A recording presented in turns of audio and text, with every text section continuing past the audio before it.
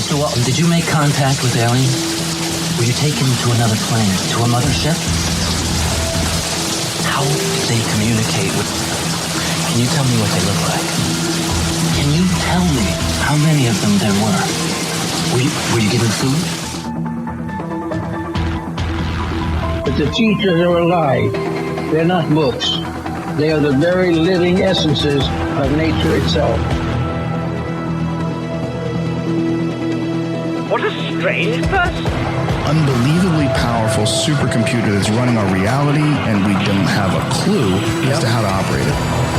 So when maybe you or somebody else creates an AGI system and you get to ask her one question, what would that question be?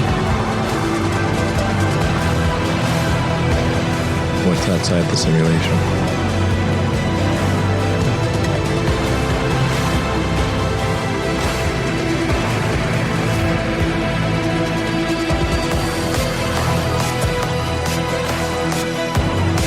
Say in your mind, say to yourself, I am more than my physical body, because I am more than physical matter.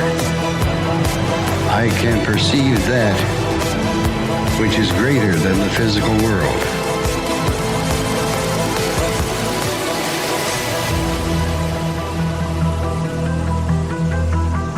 Do not know all the answers to the questions about reality.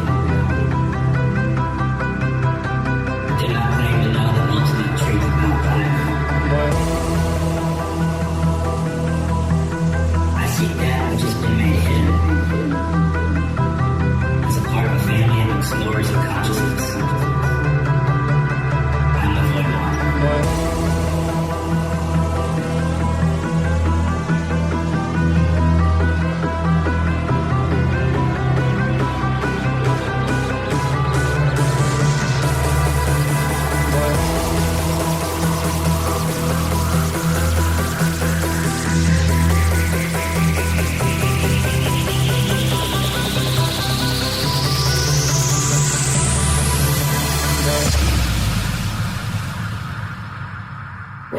Welcome to Lighting the Void.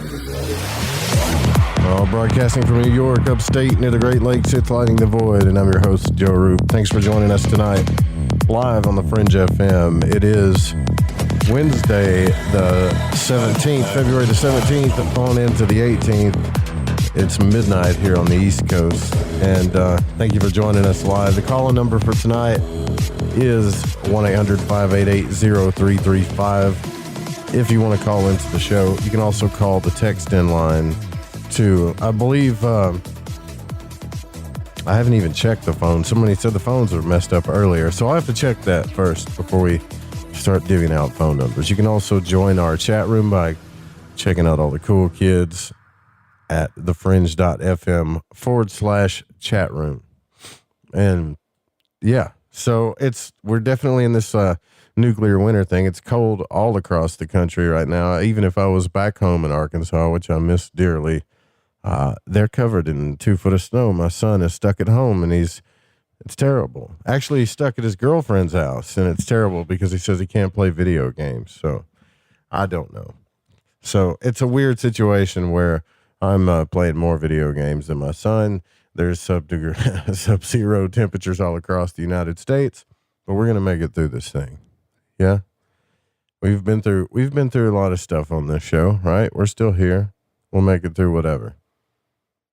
If you want to support the show, please do so by joining our membership at lightingthevoid.com. You can go down and click on the Patreon banner. You can also click on the PayPal one-time donation banner, or you can buy some swag, or you can grab an altar box. And I know we're getting ready to ship 3 of those out all at once. So make sure whatever you get, though, please, please, please take pictures of whatever that is, whatever you get. So tonight I want to get into the subject of psychokinesis. Now, Joe Gallenberger is going to be here with us, and we're going to be talking about manifestation. Again, we talk about that quite a bit, and I want to thank Alex Sakaris for coming on the show last night. And there's always a deep rabbit hole discussion with him, but it seems like an obvious metaphysical thing that we could talk about, right? Like, you manifest your own reality. I mean, how many times do we say this? We it's almost like we say it enough that we're actually trying to convince ourselves that it's true. But there is, well, I don't know. There is or there isn't enough science to show that it's true. There's not, really. From a scientific point of view, there's no way to prove that we manifest our own reality based on our thoughts. But from an individual journey, from your own journey, and if you're into this movement that we call metaphysics, spirituality, whatever you want to call it, paranormal, but if you're into this movement and you've listened to the show for a while, you've probably done some manifestation experiments. What have you called for in your life? There's big things that we call for that seem a little bit harder to manifest sometimes, like massive wealth and great health and the best relationships in the world, right? But it's funny how those things kind of manifest and put us through all these weird cycles. But the little things that we take for granted all the time, those things are a lot easier to manifest. Well, it doesn't really have to be a complicated thing, but it is cool to talk about the semantics of manifestation. You have a thought, you focus on that thought, you create emotion behind the thought, you speak it with your mouth, you put all of the energy that you can into it. And if you're a magician, you'll probably make a ritual out of it and symbolize it. And you cast it out, right? It's kind of like your thoughts and your words are the frequency and the tuner, and your emotions is the amplifier. It's just like you're a walking radio station, right? But the question is when you cast that intention out, where does it go? Does it really go out to some weird place in the universe we call consciousness? Or does it go to some random planet or some set of stars? Who knows where it goes? But it comes back the second you let it go. Isn't that weird? Now, I've found in my life, and it's kind of ironic, it seems like the universe is always playing some kind of weird, sick joke on you, right? It does. Like, there's always this irony happening. And it starts to kind of piss you off after a while, especially if you're me. But a lot of the things that I call for and ask for, especially deeply, especially like of something I really want, I cast for it. And by the time I get around to letting it go, and by the time I get around to where it comes back, I don't need it. I don't want it. Why does that happen? It's so weird.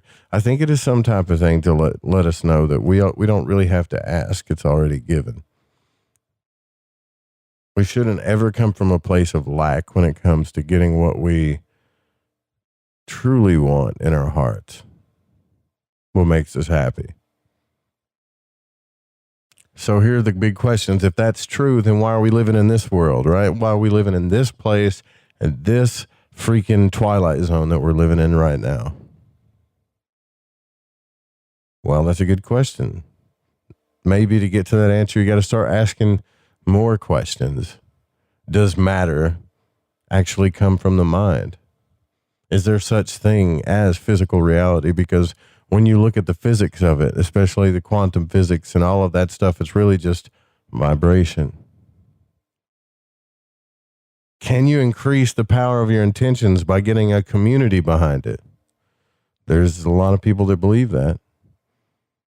Is there enough evidence to show that that really happens?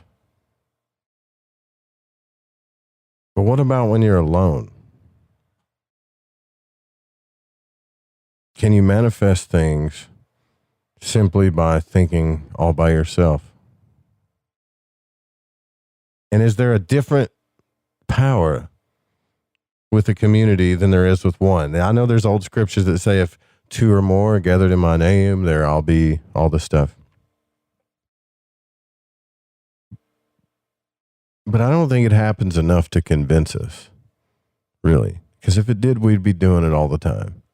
We'd just be manifesting stuff like clockwork. Hey, look at that. Jody showed up in chat. How you doing, Jody? It's good to see you. All right. We're going to put her right up into the Elohim.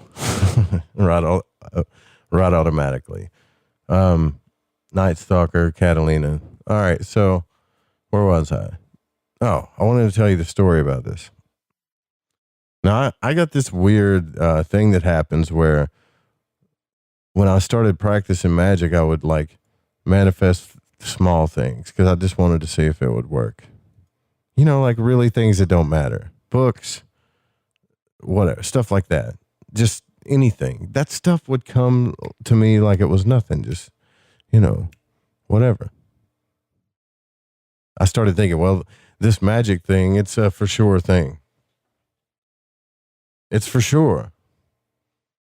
But what are the biggest things that I want in my heart? What's the biggest thing? Why is it that that's the hardest thing to get? It didn't seem that way. Well, you know, have you ever like, I don't know if I want to tell this story or not. Maybe I should.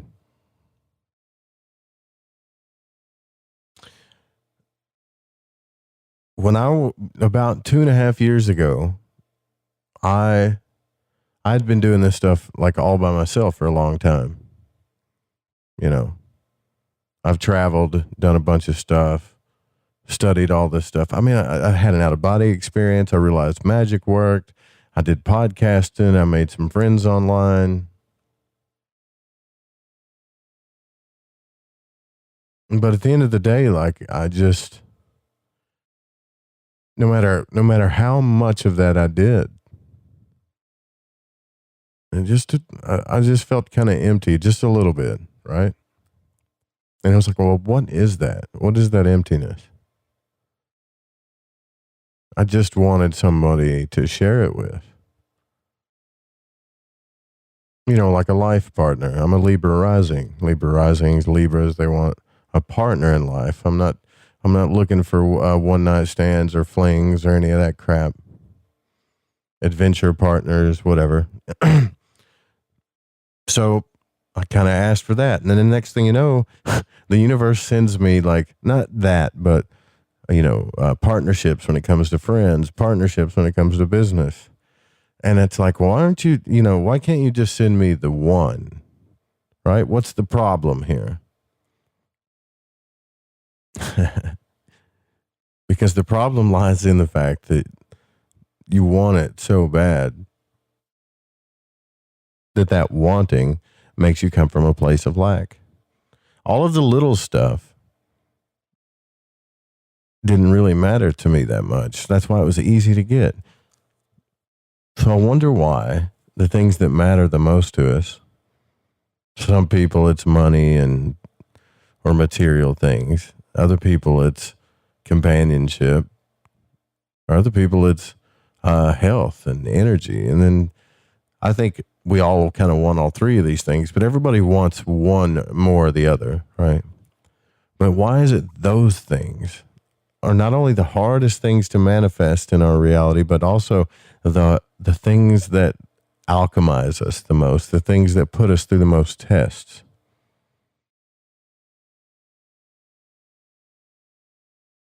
And I really believe that I'm starting to believe that there's another place besides the subconscious. So I'll tell you this story. I forget what year it was. I forget. I think it was maybe 2017, maybe late 2018. I just started reading about and finding out so many interesting things, and I couldn't get it across to the audience. I couldn't, like, when the show was over, right? When you hit the off air button or whatever, and it's over, you're back by yourself again.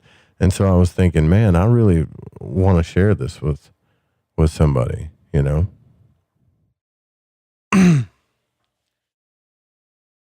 And it got to the point where I was so alone that I got desperate. That I would go out at night and look up at the sky and the stars and the moon and be like, well, somebody's out there looking at this moon or whatever, and that's the one. And I started getting like super emotional thinking about it. And anytime that would happen, I would think, well, now's the time, right? Now's the time to use this emotion. It's something I learned from Mitch Horowitz, right? When you start feeling that emotion, because sometimes we go through things in our life where we go through just like this raw emotion. And we should use it. We should use it. So I thought, this is the time. So I made a little ritual outside. And it wasn't for a specific person. It was for the person. And I was full of so much emotion I couldn't breathe. And I thought, for sure, when I cast this thing, it's going to happen, right? Like this person's going to come. The problem is, to this day, I've gotten all kinds of different things in that department, right? But the problem is, to this day, is I haven't let it go. So for the past 2 years, I've been holding on to that idea. And I think when you cast, like for an intention for something like that, and you hold on to the idea, during that, during that process of needing or wanting, desiring even, it creates a fire inside you. And the universe will do things to put you in a place of fire and desire. In other words, where you cannot get the thing you want, or you're just short of it, or it's not what you wanted at all, or, it's never what you cast for, because you're still in that state of, man, I really want and need this thing, right? But where are you coming from, right?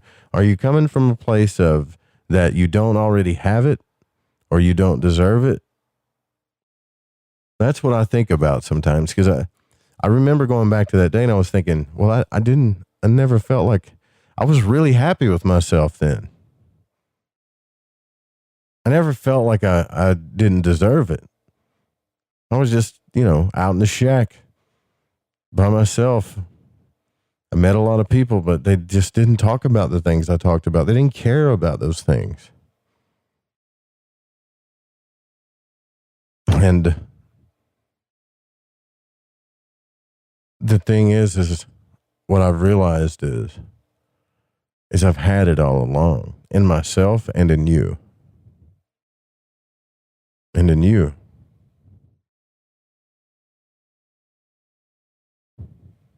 I know some of you come here every single night just to listen to me talk.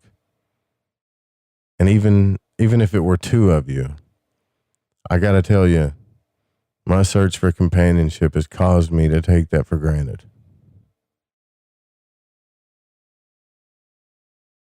It really has.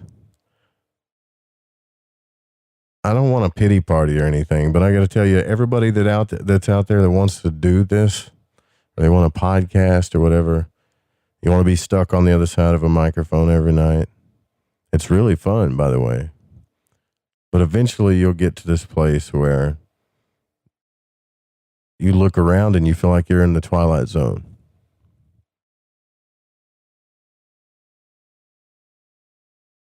AR misses you, Joe. Arkansas. I heard you guys got some snow. Yeah? But eventually you'll look around and it'll be like you're in your own little world. And funny enough, as all these things started to happen, I thought my life was about to change in that department. COVID hits. I've never been so damn frustrated and angry in my entire life.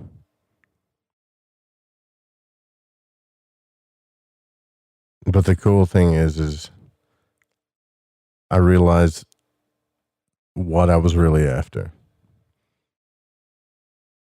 The rest of it don't matter. And for those of you that have been here with me since the beginning, like you, Kat, and other ones, I can't thank you enough. And I mean the beginning. And for those of you people that are new, we still got a long ways to go here. Because I'm not going to stop this radio thing until I actually get some real answers. Even if I got to turn into a ghost. And if I end up having to do it alone, then that's the way it is. Everybody wants to find out what they're here to do. Like, what am I here to do? And then when I figure out what my soul mission is, then I'll be happy. You know, I don't think you'll ever be happy. There's nothing that's going to make you happy. Like Night Stalker puts in there that if I was Satan, I would convince the world that if you change your exterior material world, it'll make you happy. That change your, what was it? Throw that thing up again, dude. Change your exterior world and it'll make you feel good on the inside or something. If I was Satan, that's what I'd convince the world. It was right there in that little shack. I had everything I needed. I really did. I'm not saying I don't want other things in life, right? And I'm sure you do too. But I would tell you right now, before you start chasing those other things that you think matter so much, take a long, hard look around you right now and don't take what you have for granted.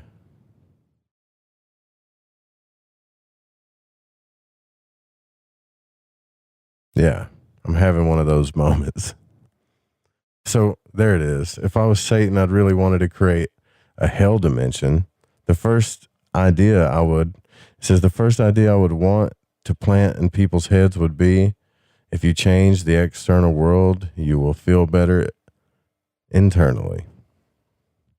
So, right. So we're using magic, which the whole system that we talk about on here a lot wasn't really designed to manifest. It was designed to come into your own, to increase your consciousness and awareness. Manifestation was like a secondary thing. Right? There's so much focus on manifestation, divination, what's the future going to hold, that everybody, like Louis C.K. has said, has lost their sense of wonder. It's like we've lost our sense of whatever. We get on the plane. Oh, I got to wear a mask. When's it going to take off? When's this going to happen? What's my future hold? How's this going to turn out? Because we're so used to like instant gratification that we've lost our sense of wonder and journey. All you have to do is just take the journey. Remember when you was a kid, you go outside and play, you'd sharpen your stick on the concrete and make a spear out of it, or walk to the store and you don't know what's going to happen, right? Like the journey was the coolest part. And then you grow older and we're all worried about all this other crap right now. And we forgot what made us really happy was just staying in the moment and just taking the ride. But when it comes to manifestation, I do want to try some experiments with you guys. And we're going to talk to our guest about this, Joe Gallenberger, who's coming up. A little bit about psychokinesis. The three big questions we have tonight at Lighting the Void on this show tonight is, does matter come from the mind? Is the power of intention increased by community? That's something you and I can actually experiment with. And do we manifest things simply by only thinking about them? These are all pretty good questions.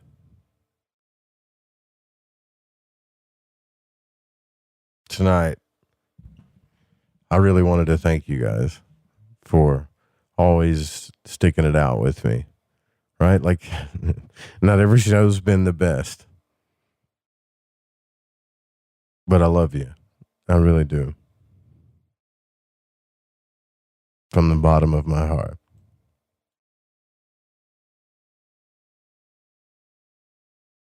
We'll be right back.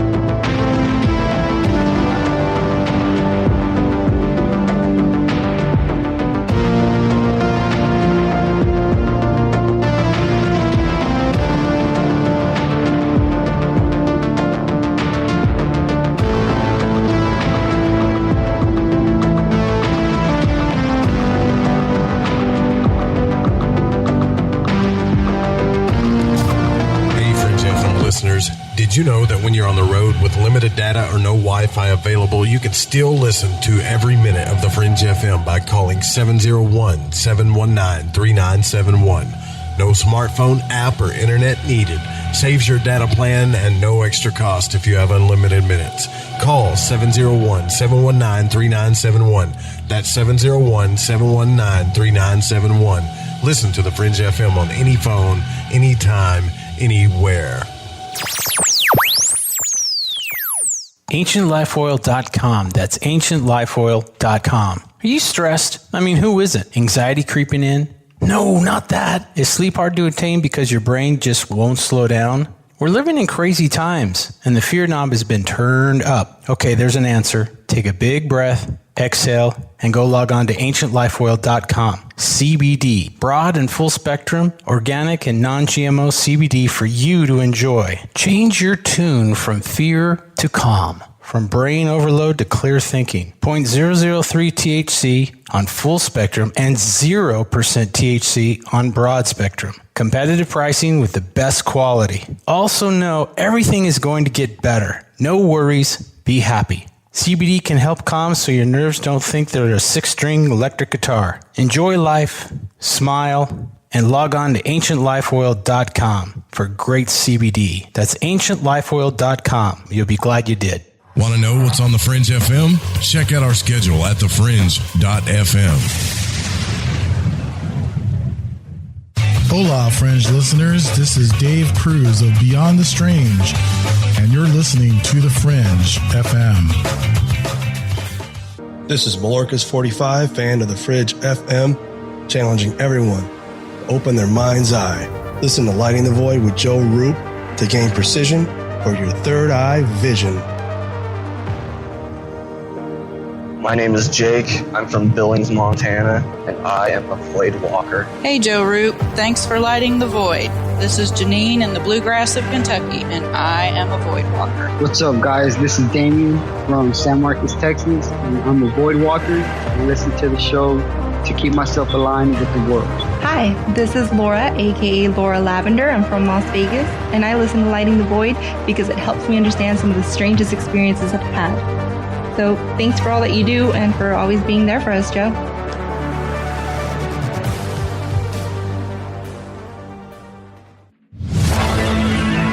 Hi, this is Kronox from Belgium, and you're listening to Lighting the Void with Joe Roop.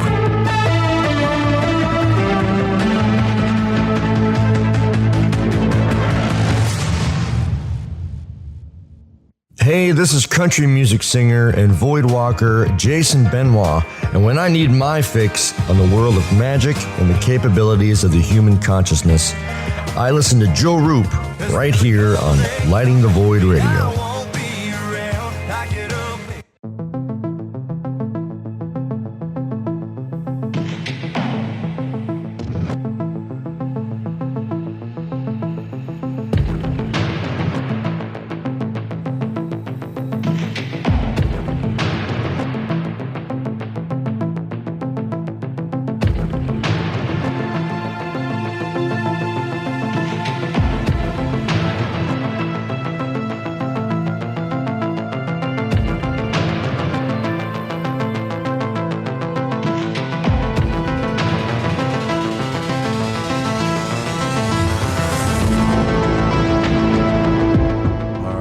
Welcome back to Lighting the Void.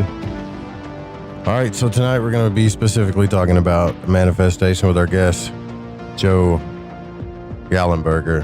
Dr. Joe Gallenberger is a clinical psychologist with over 30 years' experience as a therapist and a great interest in the universal principles of manifestation. And in 1995, he began exploring psychokinesis, the ability to influence matter through non-physical means. And he has achieved statistically powerful results in the university laboratories. And after advancing his methods over years of study, he began to teach this skill to groups that share his passion and interest in the fundamentals of manifestation. And it's been a minute since I've had you on the program. It's good to have you back, Dr. Joe. Thanks for coming on. Yeah, thanks for having me back, Joe. So we got two Joes tonight. Yep, Joe and Dr. Joe, right? I always thought Dr. Joe sounded good, right? So whatever, okay, right? Works it sounds for me. good to me. So the first question, by the way, you guys, I want to go to the website. Sorry, you need to go to syncreation.com. So it's SYNC and then creation. So those two C's are together, syncreation.com. And I'll drop that in the chat too as well. So the biggest question I had, because I know you work in this a lot, is do we manifest directly just from our thoughts, just by thinking, you know? I know there's a lot of talk about using the thoughts with emotion and getting it all together and focused, but how much power have you noticed through all of your studies and work that just simply thought alone has, just the thoughts? Well, I think it would be very difficult to separate out pure thought from any emotional component. Mm-hmm. And usually what I would look at, like the definition of psychokinesis would be, many people use affecting matter with your mind and manifesting. You'd be visualizing with your mind. To me, the mind is more like the steering wheel of a car. It sets direction of intent. You know, I want to go left, I want to go right. But the car goes nowhere without gas, correct? So right. One of the best gases that we find for manifestation work is the energy of unconditional love. Gotcha. Because that's powerful psychologically and spiritually and positive psychologically and spiritually. So what I see is if somebody was probably in a totally calm mind, no sense of fear, no sense of neediness, no sense of ego, then, quote, pure thought probably would have strong effect. But since we are feeling creatures, usually we're needing to amp up our emotional state to a very high positive emotional state in order to be out of ego, out of fear. Does that make sense? Yeah. See, I get that. I think I've kind of done this all wrong though, because anytime I have a thought about anything and something scares me, I just go towards it. Like it doesn't really matter. It's almost like an impulsive thing, which I think keeps me from manifesting some of the things that I want in my life too. So I wonder how fast we can sabotage our own manifestation just by thoughts alone. It's kind of obvious that we do it pretty quick, especially with fear. But I got to tell you, like, don't you believe that some fear is a little bit healthy, right? Like in the mind, or do we need not have it at all? Well, if we go back to, let's call it a natural reaction of fear, something unknown pops in front of our face. I'm walking in the woods, and this happened to me once, and a big black snake was hanging in a tree. I didn't see it till I came face to face with it. And it would be natural to jump back or startle or what have you when there is anything unusual. It's kind of what takes a hot hand off a stove. Before we even feel the pain, we're aware there's been a fast change, you know. But I don't know if you remember the old Frasier TV show, but there was a time on there where they were trying to ride bicycles, which they had never done as kids. And Frasier looks up and sees a tree, and he just steers the bike right into the tree. That kind of idea where oh, I hope I don't hit the tree, will produce hitting the tree. And there's a lot of laughter in the show about it because we've all been there, if you will. So I have a phrase, fear is expensive, love is priceless, choose wisely. That's a very good phrase. Talking about that. And you could look at this almost as the scales of justice, if you will, in balance, that if you were in 90% fear and only 10% positive thought or desire, you're probably going to get what you don't want really quickly. If you got to 50-50, not much happens. When you get to 70% desire and 30% fear, things will combo with some glitches, and sometimes it brings with it things that were not desired as well as what you wanted. So like, I hope I get a new car. It might be your old car breaks down and you got to spend a lot of money. But when you get to 90% pure desire, pure intention, and only 10% fear, that's when synchronicity, serendipity comes in. Things move easily. Things move quickly in the direction you want.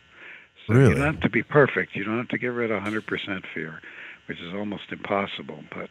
But if you get most of yourself focused on what you desire, not only for your own benefit, but for everyone's benefit, that's probably the most powerful state from which to flow in. When it's just selfish, something for yourself, not quite as powerful as to help others as well. Yeah, I see.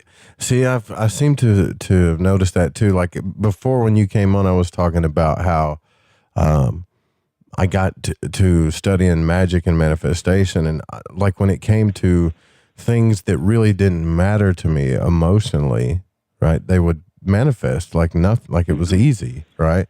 But when it was something that my heart really desired, it would manifest in weird ways, right? It would manifest in ironic ways, or almost like what you're talking about, right? With the fear. So you want a certain thing, but you fear a certain thing in that situation too, and then you manifest that thing, right? Yes. So when you say something like, I think I'd like X, kind of ice cream or something. It's easy to do. Yeah, But if you thought, boy, this is really important, then often, very quickly in the mind comes up, what if I don't get it? Right. This is real important. So that's where a lot of the meditation techniques that I've developed, like Liquid Luck and the book Liquid Luck, help people over that hump so that they can transcend the fear at least, and hopefully, really melt it and go for what they want and have a much more likelihood of getting it.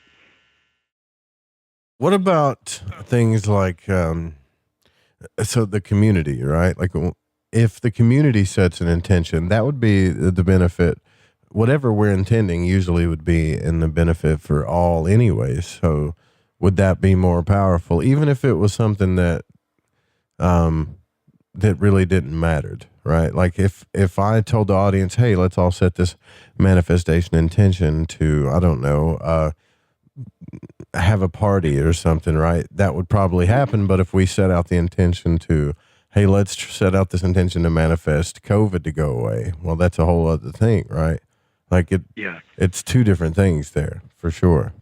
Yeah. So number one is coherence. So like if you had a community of 100 people, let's say, you would want that almost every single person was visualizing and wanting the same thing.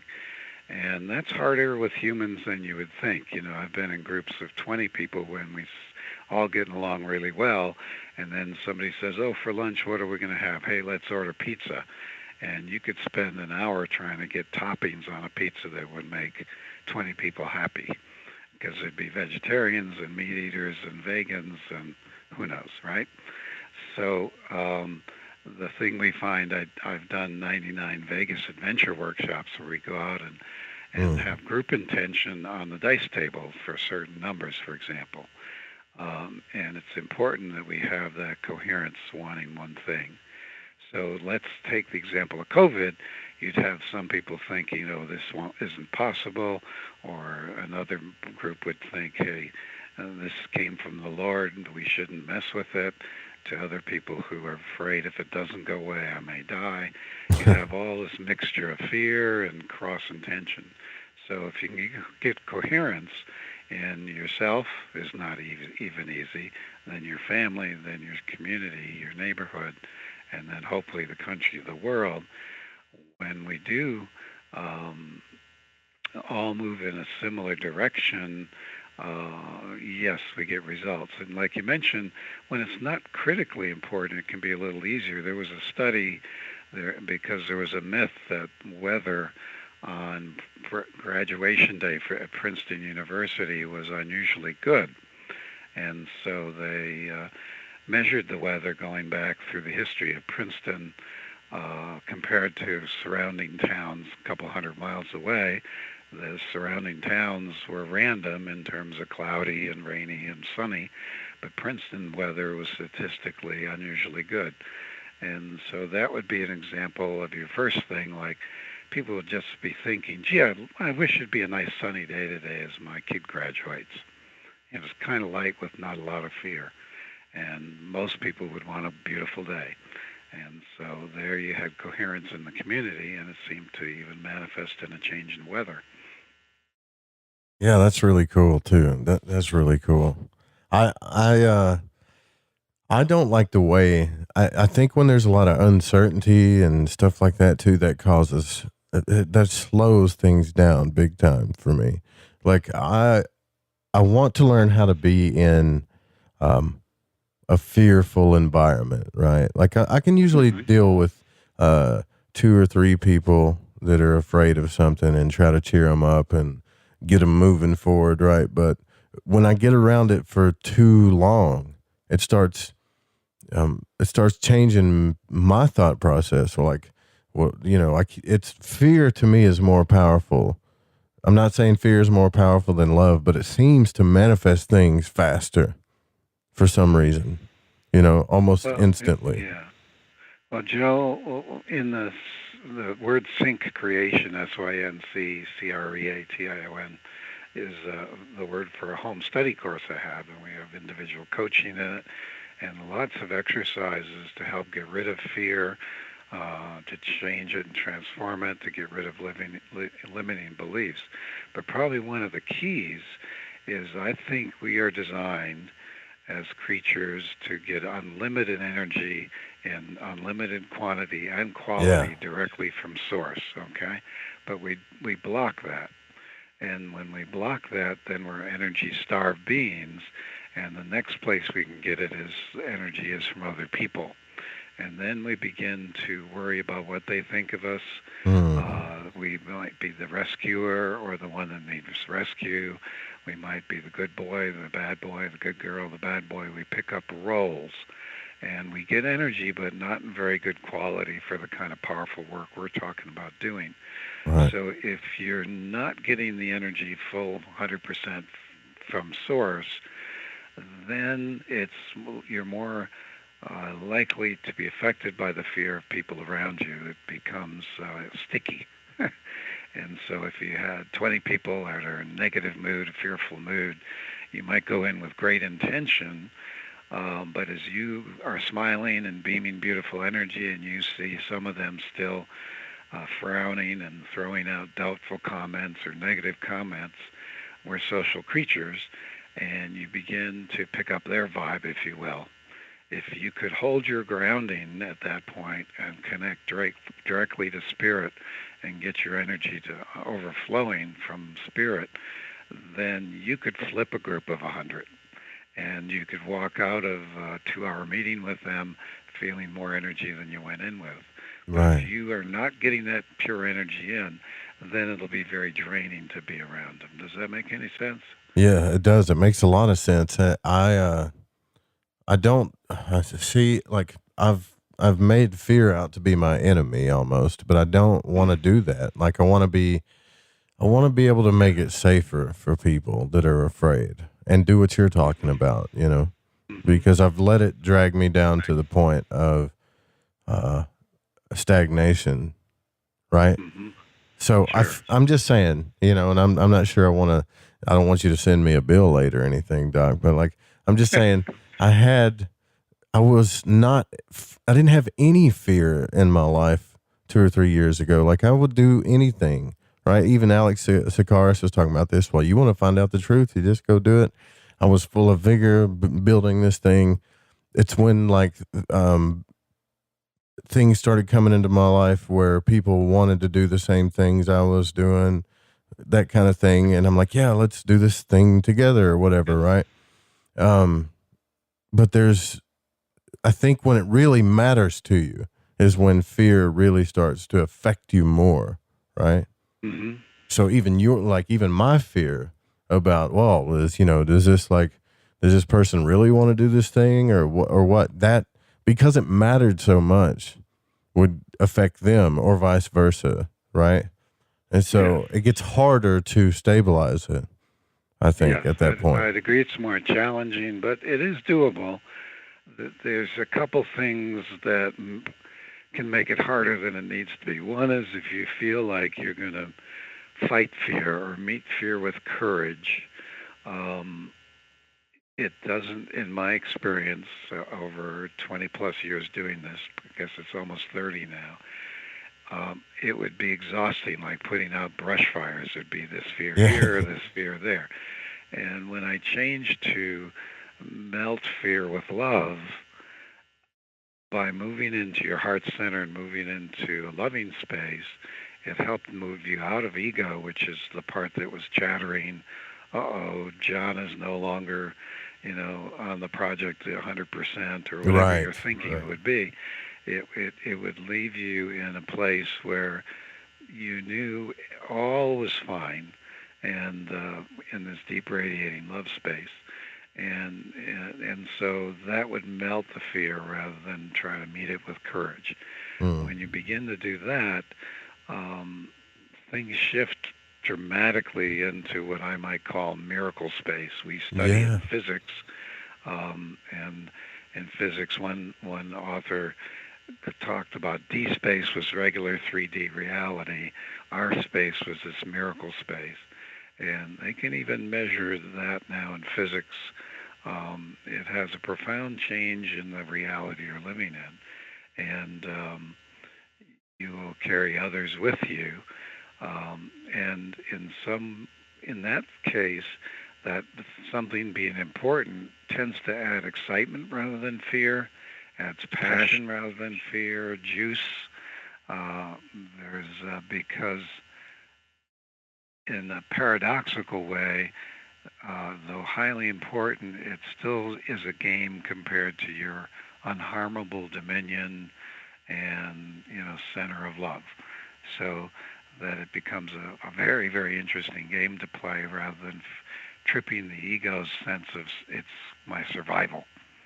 You know, if this doesn't happen, you know, I'll lose my job, or I won't have money, or, you know, nobody will love me, or whatever it might be. And what you're talking about is I've been reading a lot of books during COVID, and one called The Selection Effect is interesting. A fellow who worked at Princeton engineering laboratories when I was subject down at Princeton and PK experiments. And he ran 1 million trials by himself and on a random number generator, which was picking ones and zeros about 1,000 times a second. And much like a head-tail coin flip should come out 50-50. And when he would get to a place, the equivalent of rolling 12 heads in a row, he would become aware that he's both fearful of success because it was getting so weird in terms of how it was changing his feeling about reality, and also fearing failure at the same time because then this run would be over. And when he feared both success and failure at the same time, he gets when stuck. It would really collapse. Yeah. But if he remembered his grandma's cookies and how much she loved him, and the smell of her perfume and the beautiful cookies, and he'd move into his heart, he could keep going. You know, it couldn't be mechanical. he couldn't just say, oh, every time all I got to do is think of Grandma. It had to be genuine love. Yeah, I did that exact thing, Dr. Joe, in the store. Like yesterday, I was like really feeling bad. I was thinking about like, how did I get to this point? Right? Like, how did I get to this point to where I was having out of body experiences, excited about everything, and now I just think everything's a failure, a waste, or afraid of stuff, and I see all this work I got to do, and it's just one bad thought. I'm like, how did I get here? And I started thinking about my grandmother, actually. And as soon as I did, I passed up the I can't even think of it now, the Canada Dry ginger ale. The ginger ale she used to. Like if my stomach didn't feel good or whatever, she would go get some ginger ale. And I was like, yeah, I grabbed it. And as soon as the bottle was in my hand, I felt better. I was like, weird. Okay. Yeah. So I know what you're talking about. Good concrete example of a very quick shift from really being bummed out and, being in negative thought and emotion. And you asked a genuine question, how can I get out of this?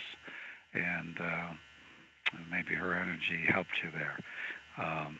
So it's, in psychokinesis work, we talk about it being impossible till it's easy. It's almost like a flip of a switch from fear to love. And sometimes we have our mind is going a mile a minute on all the fear forms and looping through those. And our culture is so filled with fear.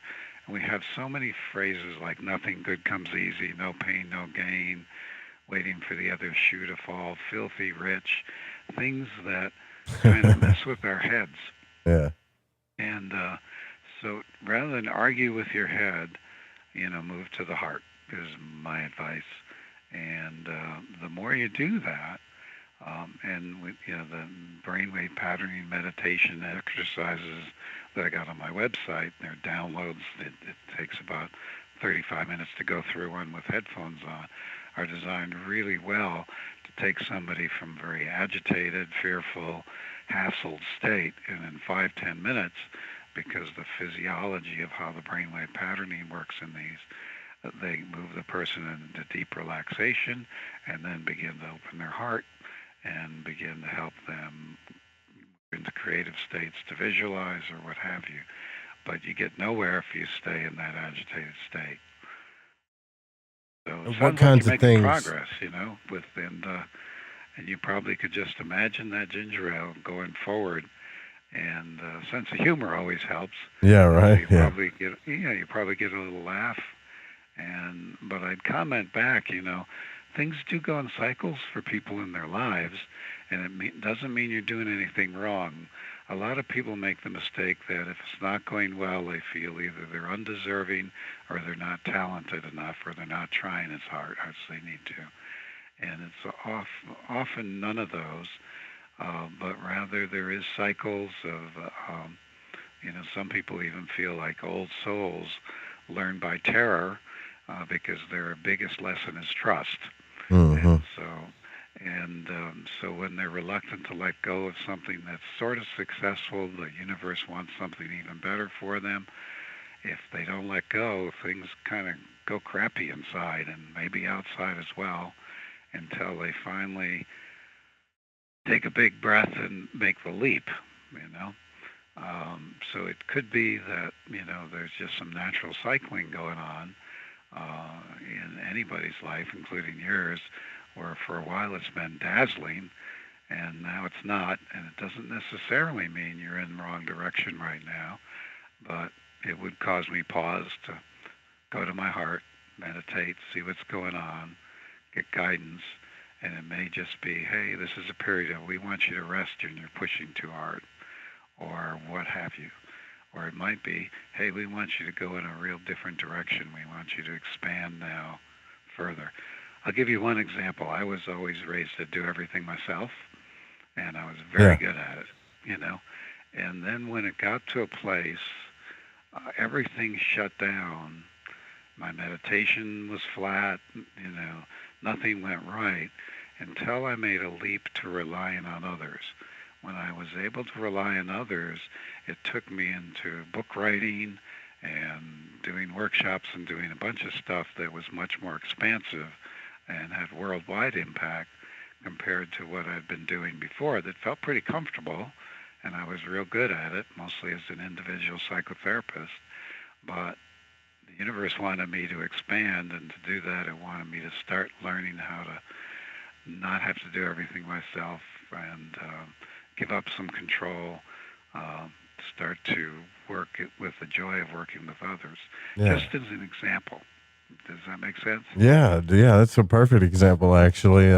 Kind of synchronistic for me. So, okay. Yeah. So we got to take a break here. We're at the top of the hour. We're here with Dr. Joe Gallenberger. Also, if you want to make sure that you go to the website at lightingthevoid.com, also check out his website too, and go check out all the courses that he's talking about as well. That's at synccreation.com. We'll be right back. More Lighting the Void coming up, you guys. Stay with us. All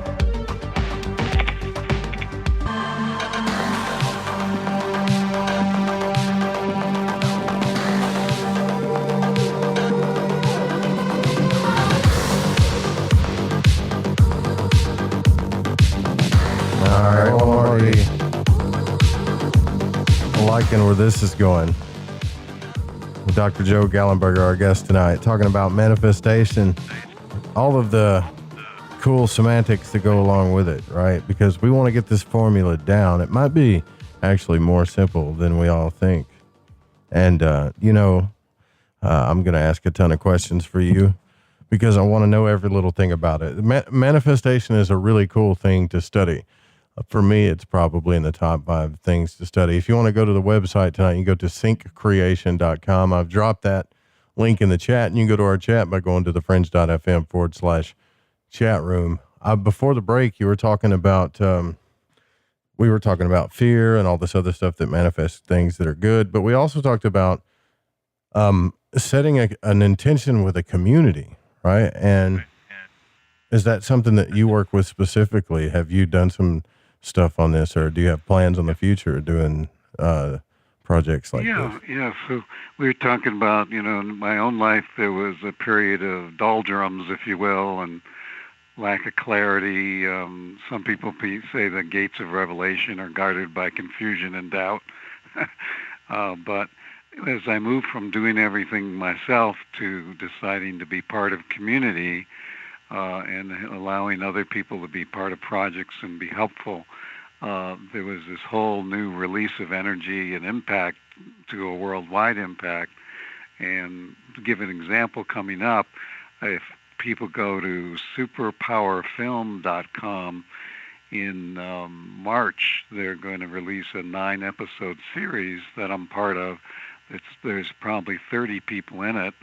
That are leaders in the consciousness field. Oh, wow. And of course you have film, producers and directors and crews and, editors and, marketers and, all that stuff. And if you try to do it yourself, you probably couldn't even do it, and it wouldn't be as high quality. And hopefully that series coming out then will have worldwide impact again and affect other communities and inspire people. So you have things like the Thrive Movement, this one, superpowerfilm.com, where you begin to be part of a flow of consciousness to create community-wide impacts.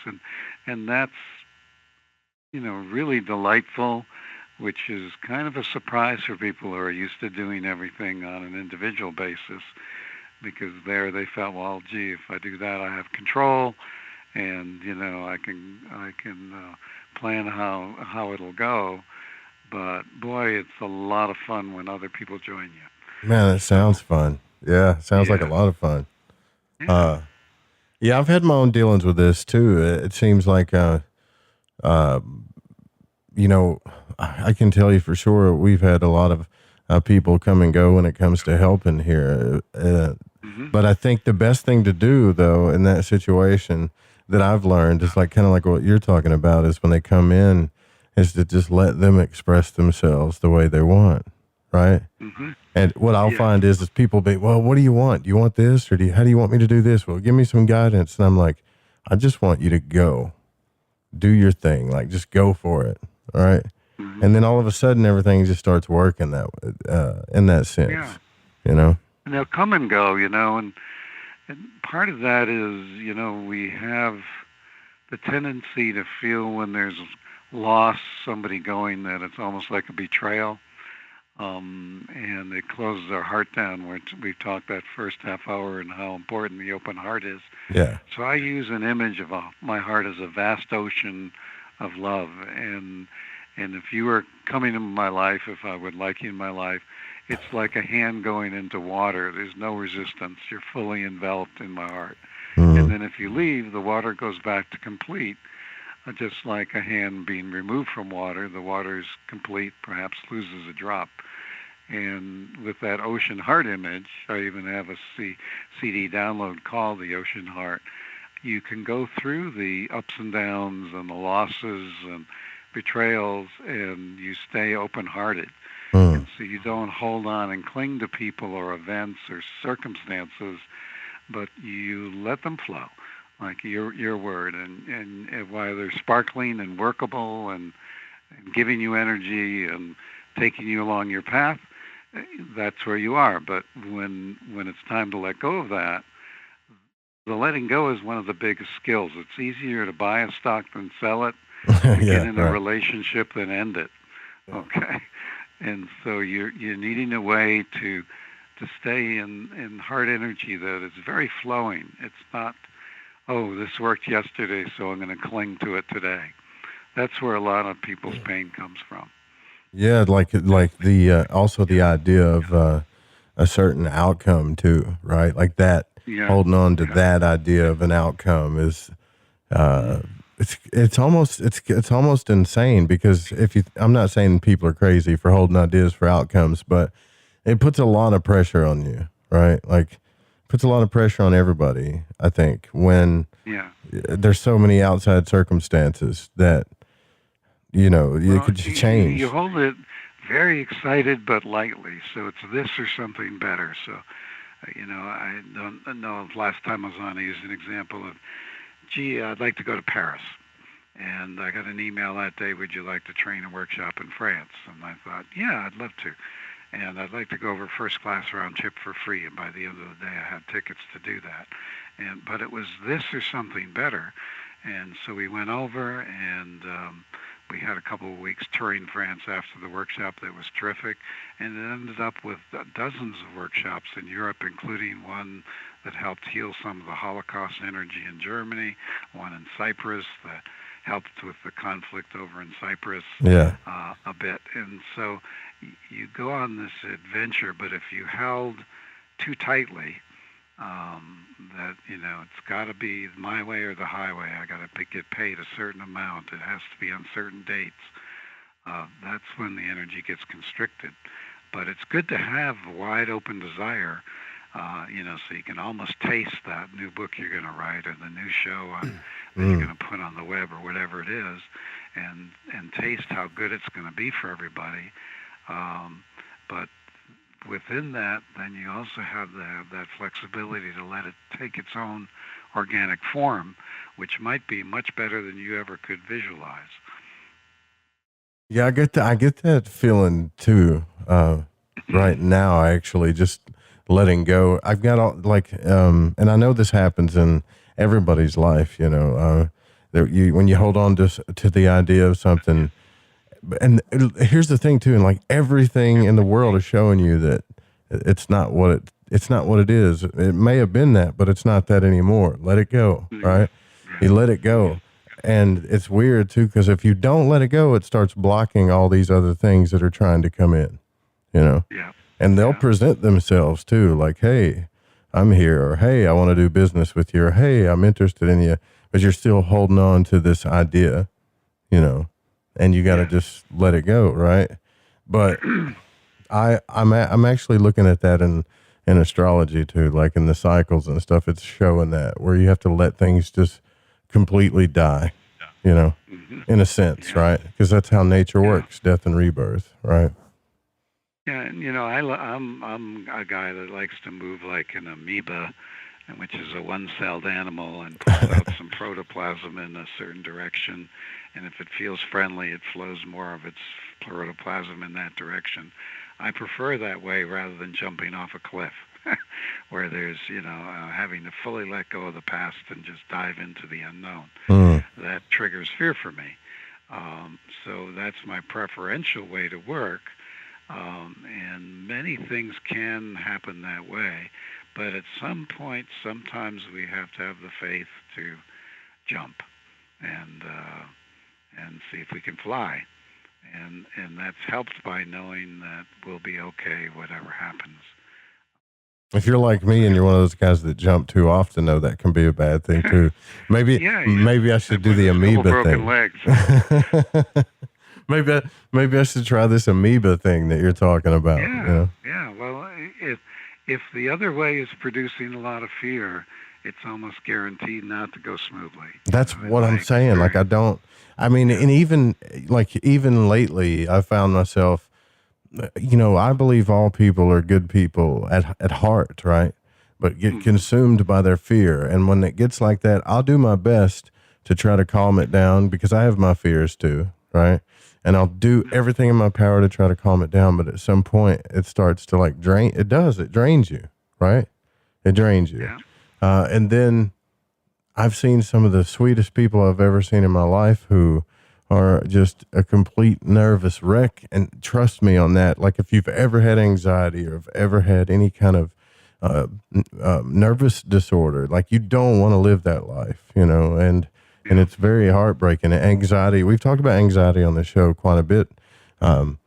It's like worry and fear gone out of control. And when that happens, when people go into the state of panic or whatever, then they fear what other people think. And that's when you find out who really cares about you, when you have a panic attack, right?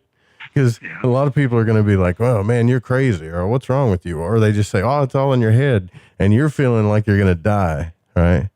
But the one that can hold the fear, the one that loves you, will say, you know what, I'm here, you're not going to die, nothing's wrong with you, but if you need me to, I'll take you wherever you need to go so you feel better, right? I don't even care if it's the hospital.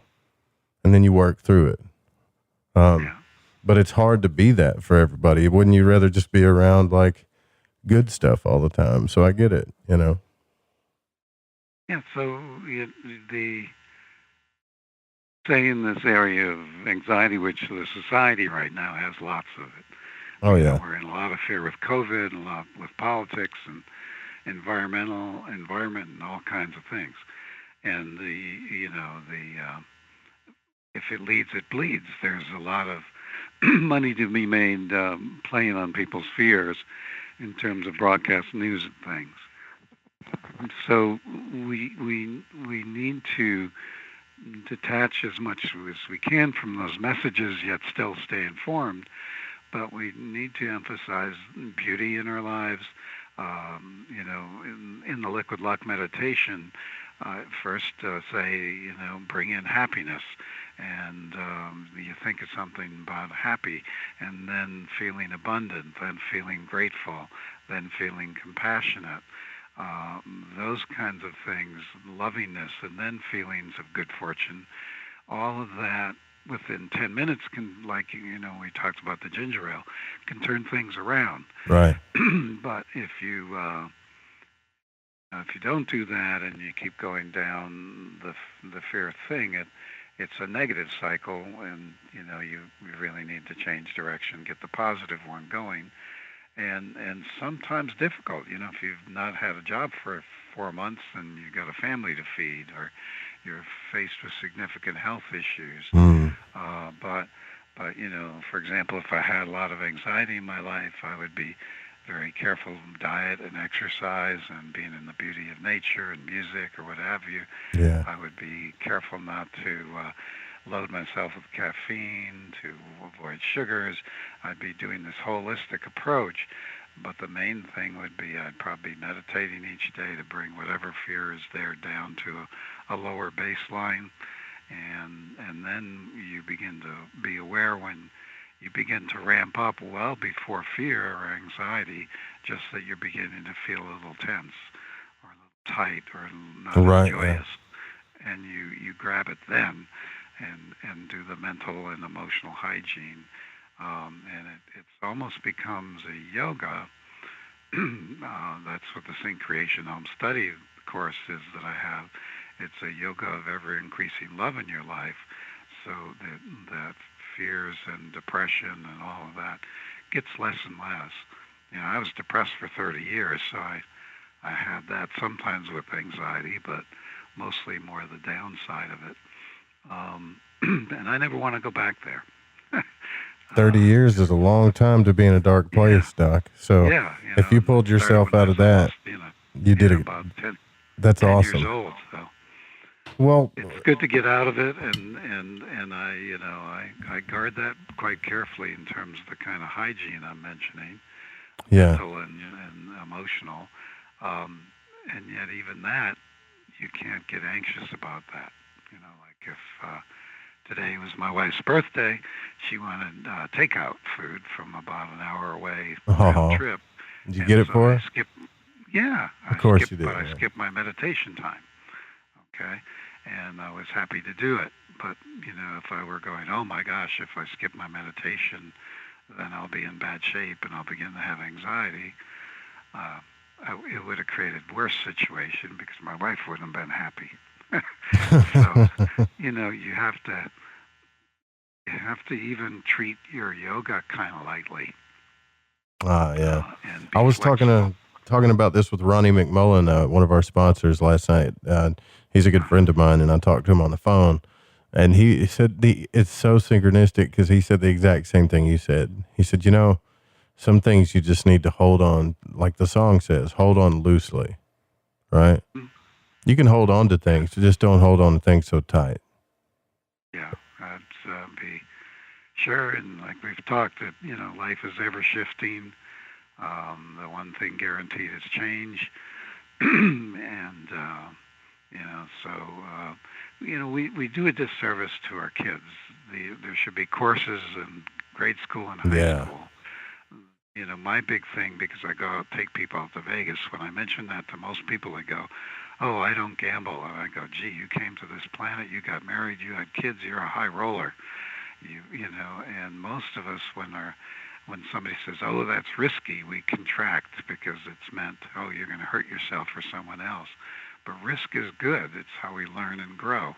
Mm-hmm. But we haven't been taught in grade school and high school how to risk intelligently, intuitively, have resilience and bounce back. You know, you see books that say, oh, failure is the best thing. I learned so much from it, but it doesn't feel good to fail. Nope.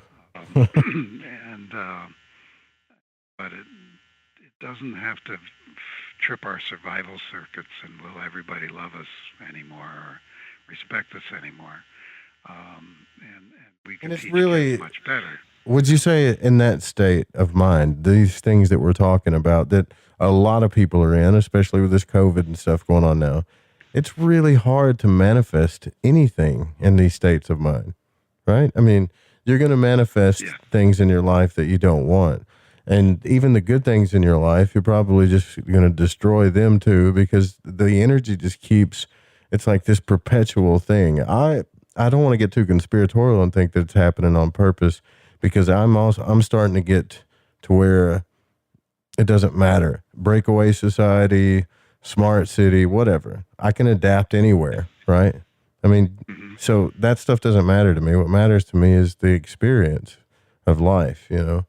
And I think that based on all the stats, based on all the information that we're getting, and I mean, obviously you're a doctor too, you could tell me that right now, they're making it really hard. They're testing everybody's manifestation skills right now, probably more than ever, I would think. It's highly challenging, you know, and we have loved, you know, for me, one of the first steps is control your own life, and you control your own fear. And then the next level of challenge is when your kid is suffering, somebody you really care about, and they're going off in a bad direction, drug addiction, or dating the wrong person, or making stupid career decisions in your opinion, or whatever it is. And the COVID thing hits, it's not only us, but our beloved grandparents and our kids and, friends.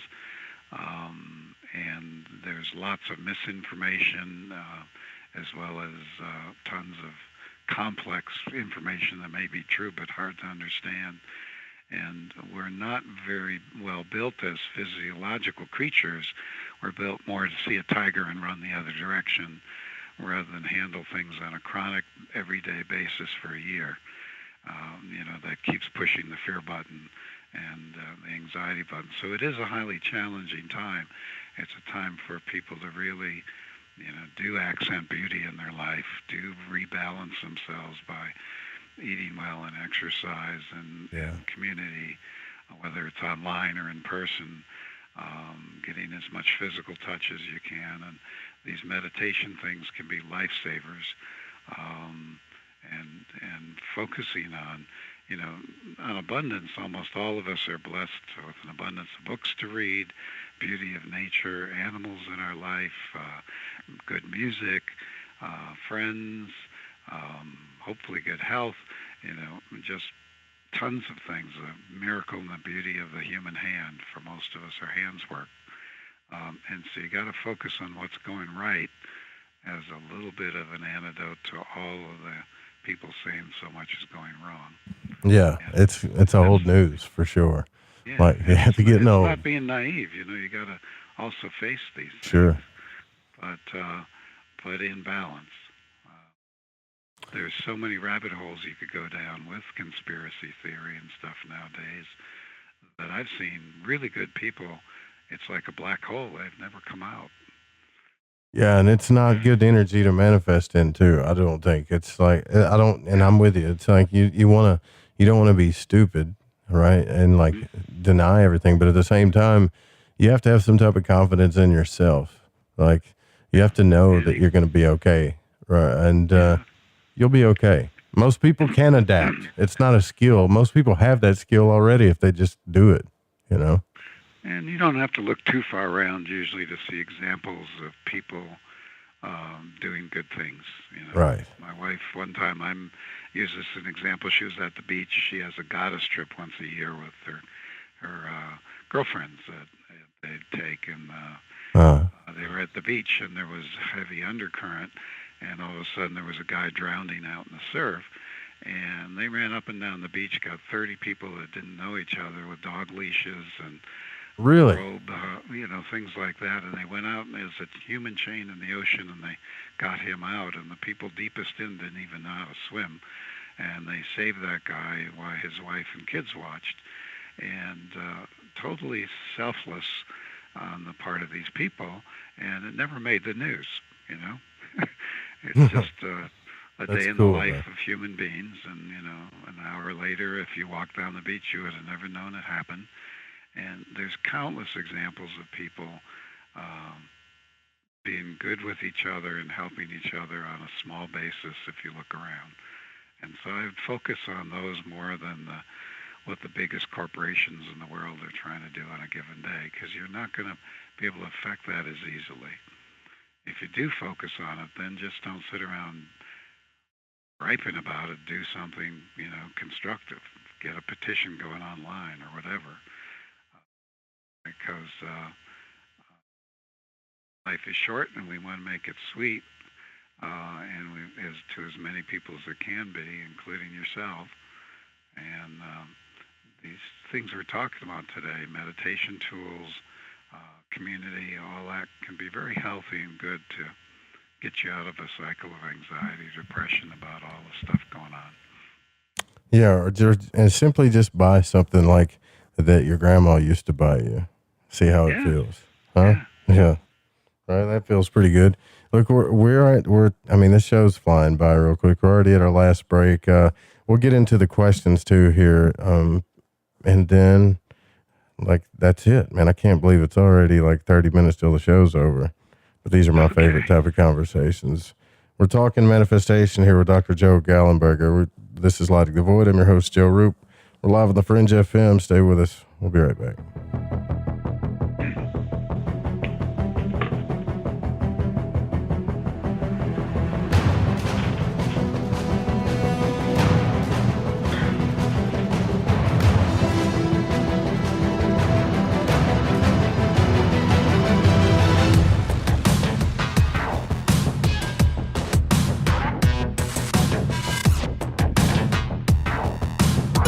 So, you love talk radio? Then you'll love TalkStreamLive.com. TalkStream Live is always on, 24/7 with the best streaming talk shows. Find your favorite talkers and discover some new ones. It's free, readily available online or on mobile with any smartphone or tablet. Finding your favorite talk shows all in one place has gotten a whole lot easier. Just go to TalkStreamLive.com. Be sure to download the free apps from Google Play or the iTunes App Store.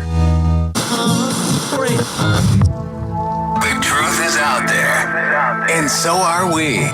KTLK, Digital Broadcasting, The Fringe FM. Want to support Lighting the Void? Just go to lightingthevoid.com, sign up on our membership page and pick your package where you can get exclusive content, readings, and exclusive behind-the-scenes content. Also, check out the LTV shop where you can get your very own altar box, t-shirt, shack, hoodie with sigil, Roswell-style t-shirt, racerback tees, socks, long-sleeve shirts, stickers, and beanies. Keep Lighting the Void airing 5 nights a week by going to lightingthevoid.com and support today. Hey, is that a new music app? Yeah, check it out. Surfer Music Discovery. It links to thousands of online stations, but the twist is you see the song names and artists that are now playing live. That's different. No guessing. Looks like a waterfall of music. So many formats. Rock, oldies, country, R&B, jazz, and a whole lot more. How's that spelled? Surfer. S-U-R-F-R. Is it expensive? It's free. No need to sign up or sign in. Get the Surfer Music app free from Google Play or the App Store. Telepath is a weekly digital newsletter filled with the latest paranormal news, trending topics, and fresh articles from some of the most popular critical thinkers in the community today. Stay informed on your favorite paranormal podcasts and live streaming talk shows. Interact with the Telepath and upload your paranormal story or pics. It could be featured in an upcoming edition. Sign up right now for the free Telepath newsletter at paranormal.radio. That's paranormal.radio. Lighting the Void and the Esoteric Scholar present the Altar Box, crafted and designed for magicians by magicians. Now you can take your practice with you. This beautifully handcrafted mobile altar opens and works as an altar for any of your spiritual, religious, or ritual practices. Made to travel and work in small spaces, the Altar Box comes with hidden compartments for your practice tools and accessories. The Altar Box also comes with a dark scrying mirror for scrying and reverses and fits perfectly also as a chalkboard for any sigil, symbol, or whatever you see fit to sketch. The Altar Box is handcrafted to carry as a small suitcase, so you may take your practice with you, and the hinges are made with solid material and hinged with leather and rivets for extra strength. The mirror piece and floor plate fit perfectly when closed, so no movement will happen. Use it in small places as well. You can practice meditation, magic, planetary magic, sigil magic, scrying, ritual. Never be without your practice tools again, no matter the setting or where you go. And this season, give the gift of magic for yourself or your loved one by grabbing your Altar Box. Was $249.99, now $199.99. The sale ends January 1st, 2021. Just go to lightingthevoid.com/altarbox and get yours while the sale lasts.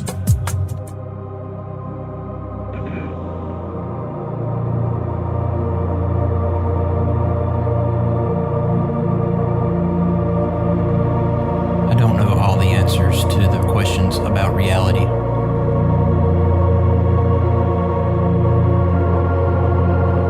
I do not claim to know the ultimate truth about life. I seek that which has been made hidden as a part of a family of explorers of consciousness.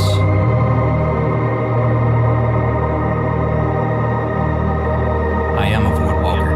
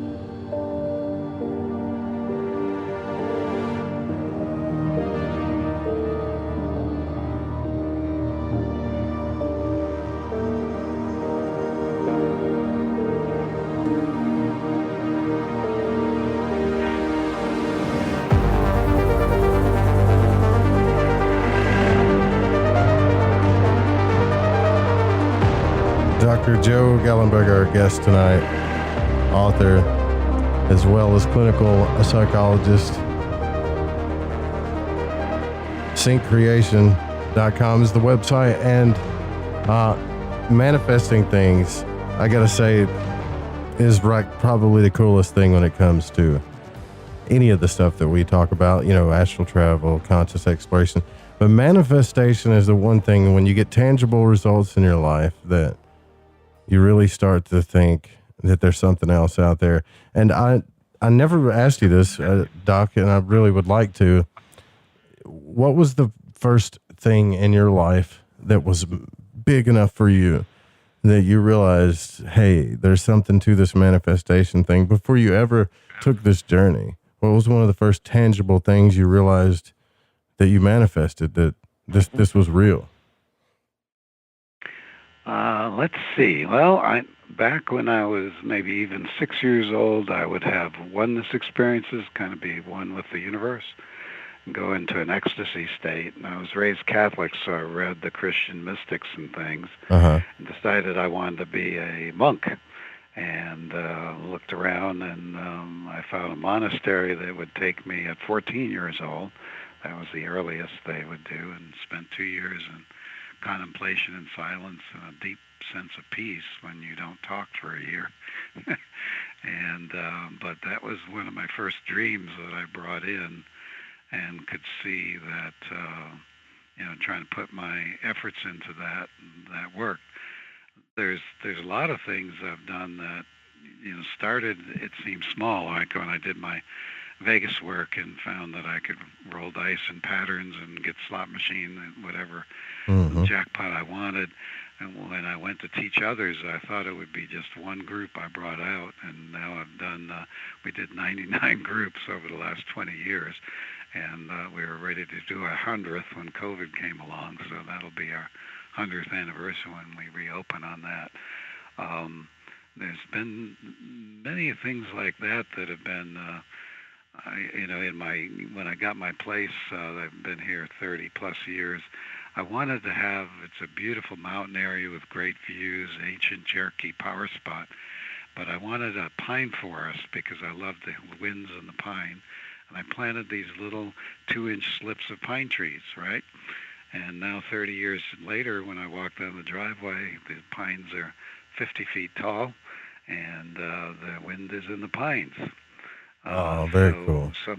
Some things take a while, and it's a good example because you plant the seed too. You take some action, but over time now, with using the kind of principles, when I went to do the liquid luck meditation,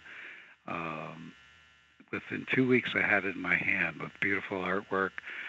Everybody came into cooperation in terms of a sound guy, a guy to put in these brainwave patternings, the art director, the CD manufacturer, and everything like that. The whole project took just 2 weeks and I had it in my hand. And when it came out, within a week I've got stories of people winning lotteries and finding soulmates and selling houses that have been on the market forever and all these things. So cool. I wrote the book, Liquid Luck. And it was just as easy as falling off a log, if you will. Well, I remember when I've talked to you, you sent me all of that stuff, and I thought, this is great, man. I haven't got to go out to Vegas yet, though, but I know I've already got the question like 3 or 4 times, like, what's the biggest amount you've ever seen anybody win manifesting stuff? To me, it's not about the amount. It's just cool that you can do it, but there are some people that are curious about it. Well, I know one guy who made $3 million playing poker out in Vegas and came back into his town and won $3 million in the lottery. Oh, wow. That was kind of nice. Another couple that loved each other. She was from Japan. He from, I think it was Ohio. And he said, I can't bear to be apart from you. Tell me your address in Japan. I'm going to win the lottery this week and come get you. And he won $21 million. Wow. That's so cool. And knocked on her door in Japan. They took it at, I don't know, $700,000 a year for, many, many years. And they're very happy with it. Yeah. We've had things like that. Even like something like the lottery, what the news ends up reporting is more, it'll ruin you, And yes, some people can't handle that change, but a lot of other people, that guy that I mentioned that won the $3 million, is last time I touched base with him, he had made it into $75 million in real estate around the world and was doing lots of good works with it as well. So, sky's the limit. I like to tell this one story. This guy, he wanted a job and wasn't having any luck. And I said, what would you really like to do? He said, I'd like a job 2 months a year with pretty women around and beautiful weather. And sounds so good. We put that out into manifestation. And a guy from high school that he didn't know too well took him to lunch twice, sold him his business, which was an advertising boat at the beach in the north shore of eastern shore of the United States. And in a year he had 3 boats. A pretty girl in a bikini would drive the boat down the beach. Coca-Cola or somebody like that have one side, local restaurant the other. And so by the end of the year, he had 3 boats and a Lexus, and the season's 2 months a year. So, but for most people, as soon as you say job 2 months a year, they laugh. Or when you start talking about a lot of money like that, they tell themselves in their mind, that'll never be me. I'll never have that. So the game's over. So one of the things the Think Creation course or Liquid Luck tries to do is to get you to expand your thinking, because that's where we're usually limited. Not only the emotions of fear, but our concepts are pretty narrow. Hard, unpleasant work, 50 hours a week equals money. Mm-hmm. Well, if that's what we think, that's what's going to be created. Because it is a free choice universe. We're free to choose to think negatively or positively. Man, like that stuff. I have a feeling that I'm going to win. And I know this sounds weird, but I have a feeling that I'm going to win a big amount of money. Like, I've always had that feeling, right? That it's going to happen. It's the thing is, it's the disappointment when you don't. Do you talk about that a little bit when people are like scratching off lottery tickets and things like that. And every time they do the scratch and they don't win, it's like another neuralistic, like a program that goes in their head. But you didn't win. So I think it's about like, what are you telling yourself when you don't win too, Right. So the person who eventually wins, in my opinion, usually is thinking, I invested $5 this week rather than I lost $5. Right. And someday it'll pay off. And a lot of people, when they, look at lottery winners, had that feeling, a strong feeling that they would win. It's an interesting thing. I don't really know any lottery winners who say that they always thought they'd never win, and it was a total surprise. So there's that concept there, but lottery is difficult because you might think these numbers and the other person's thinking different ones, and you got 100 million people thinking different numbers. That's not coherence, like we talked about, coherence of goal. But if you think, I would love to have $1 million, and the way I'd really love to do it would be that many, many, many people around the world would benefit by my activity. Then, you got 20-year-olds or even 10-year-olds get a great idea, and over the weekend online, they make $1 million. Yeah. But they've helped other people along the way. And so, to me, that's a more expansive energy of how could I have really strong impact in the world. And, one guy I know making $100,000 a month, his teenage kid did that. He was just, talking online about difficulties of being a teenager. Yeah. Parents with girls and stuff. And he's, got more and more subscribers. Right.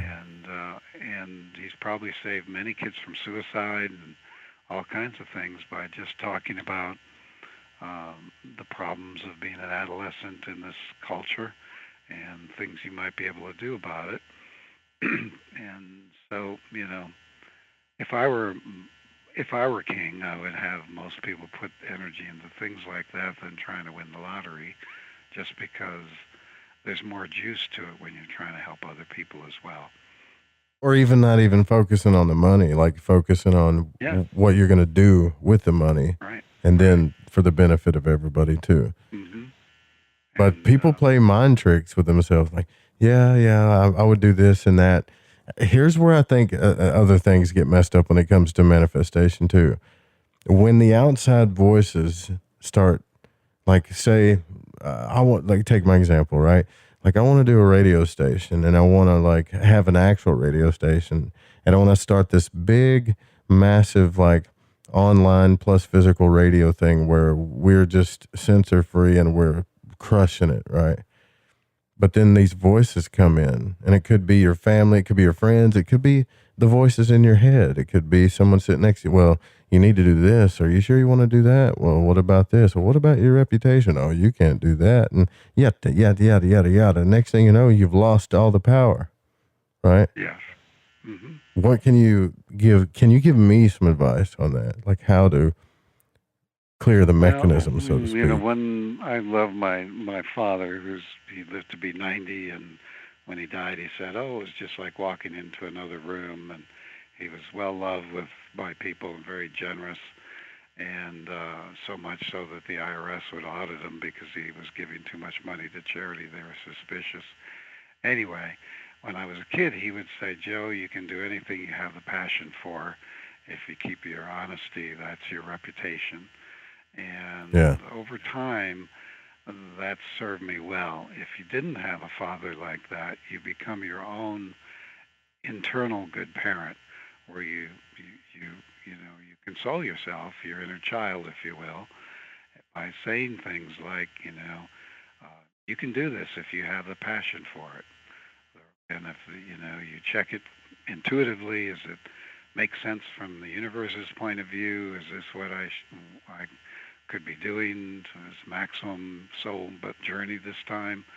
And if you're getting a yes, then you go ahead and say, okay, I'm going to take the steps because I do have the passion for it, and I'll keep myself in integrity, and I'll get there. So I would almost be your own good parent inside if you haven't had that message from teachers or parents or grandparents or somebody. And that could help when the other voices start, that much like if, as a kid, if you came home and said, "Daddy or Mommy, they've been mean to me," they might say, well, that might be because they're having a bad day, and, look at all the beauty and things about who you are and try to bring you back to your worth. Right. So you want to do that for yourself as an adult. And talk out loud so people put you in a special hospital. You can it silently to yourself, but you can also speak your truth and say, when somebody says, that'll never amount to anything, whatever, you can say, it's going to be really exciting to see, and I think it will amount to something. We'll know who's right, we'll know in 10 years. Yeah, I think that's the best way to go about it too, because I mean, for the longest time, I remember as a child, didn't have a mother figure at all, except a pretty kind of rough grandmother, right? But then you had the father who was always like, my dad would think the most negative things in the world, right? The worst case scenario, kind of this victim mentality, but he had it hard too, so I understood. But when I was a kid, I didn't understand it. But as I got older, I started saying, well, yeah, like, what if I prove him wrong? But I did that in kind of a rebellious way too, and I did that in the wrong ways. But I think that's a good mentality to have, not like out of defensiveness, well, I'll show you, but what if I actually show you and be the example that it's not that bad? Yeah, you're right. Any parent who loves a child, the thing they want most is for their kid to have an even better life than they did. And so that whether the parent's still living or not, if you go and you thrive and you bring this beautiful thing that's your baby into creation, because we're talking about manifesting today, that any loving parent would be very pleased to see that, even if you succeed what they did in their life. What are some basic things that you would tell people to do that are just getting into like metaphysical manifestation, the kind that we're talking about? Like some basic things you could tell people to jump right in and get started with to show people that this works. I think one of the easiest is if they go to my website or liquidluckbook.com, either one of those sites. If they got the Liquid Luck book and CD combo, it's $30. They could get a real taste of this often within the first time or two of listening to it. And it would bring them into touch with that idea of happy, abundant, grateful, compassionate, the types of things we're talking about.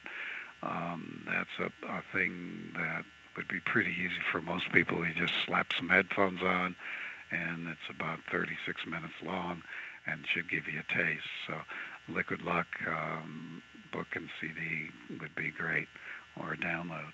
And then in their life, you can just track like a scientist. You can say, okay, today I'm going to start the day thinking of something I'm grateful for, and I'm going to scan my environment and try to make other people's lives better as I go through the day, even with just a smile at somebody in a grocery store, and see how that day goes compared to a day where you start with, oh, geez, I got to get up and I got to get to work, and I bet it's going to be a rough day. And track what kind of thing your thought does in terms of creation.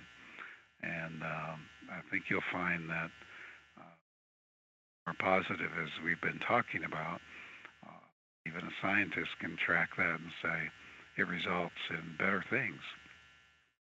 Absolutely.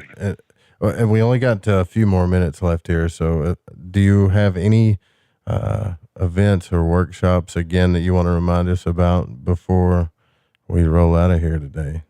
Yeah, well, I'd love if they go to my Think Creation website. On the top left, you can sign up for a newsletter, and they'll know when the Vegas Venture Workshops start.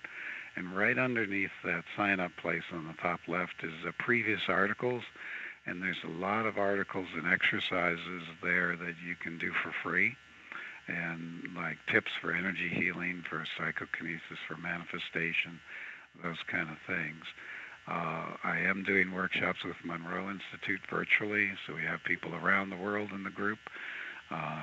Last one, I think, Australia, Europe, Ecuador, and we're all bending metal online in Zoom, growing seeds in our hand, getting root growth at 2 inches in 2 minutes, things that show you that you have power. And so that course is called MC Squared through Monroe Institute. That's pretty neat. Bending metal and sprouting seeds in your hand, huh? Yeah. Interesting. Yeah, I'd love to see that. It's good to get that strong feedback that it works, and quickly. Because when you're thinking negative, it could take a month before you get sick. And if you're thinking positive and you wanted a soulmate, it could take a year to get in right order to find that come in. And you get discouraged. So these psychokinesis tasks are great quick feedback that, yep, your energy matters. And so that's why we put in the metal bending. We do light bulb lighting with our hands. They've measured 400 volts off our hands, just using our energy, those kind of things. And the Home Study Sync Creation course and the Monroe course, MC Squared, deal with those kind of things if a person wanted to kind of take a deep dive into this. Very cool. That's super cool. I know if Night Stalker's listening, he's probably thinking, right, real comic book powers. This is awesome. But I believe in the human potential. I think doing that, what you're doing is great work, tapping into what we're capable of, also showing people what we're capable of. I think you're doing a fantastic job. And thank you so much for coming on the show. It was really cool talking to you again. Yeah, it was good talking with you again, Joe. And we're going into an ice storm tonight, so we'll see if we have power tomorrow. And I hope you're okay. Are you out in California? No, I was in Arkansas, but now I'm in upstate New York. We're pretty used to the snow up here. now. Yeah, we're babies down here in the South about it. Yeah. I used know to live about in it. Dunkirk, New York. You know where that is? No. That's 40 miles south of Buffalo. It was cold and snowy. Yeah, that's about where I'm at. So yeah, I'm getting used to it. But That's yeah, where the monastery was. really. All right. Yeah. Okay. Yeah. Well, thanks again for coming on. It was good to talking to you again, and I hope you keep going with this because you're doing really good work. Well, thank you lots, and to everybody tonight, have a good day, good week this week, and stay in love, huh? Yeah, absolutely. You guys, and tomorrow night, very well said. And tomorrow night, Matt Landman will be on the program. We'll see you guys tomorrow night, same time, same channel. Good night, you guys. Sweet dreams.